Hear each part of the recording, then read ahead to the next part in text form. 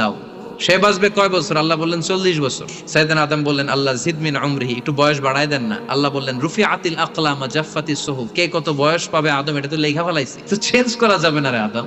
সাইয়েদনা আদম বললেন আল্লাহ আমার 1000 বছরের দরকার নাই, আমার 1000 থেকে 60 নিয়া আমার ওই ছোট্ট ছেলেটারে দাউদ রে আপনি 40 এর সাথে 60 মিলাই 100 করে দেন।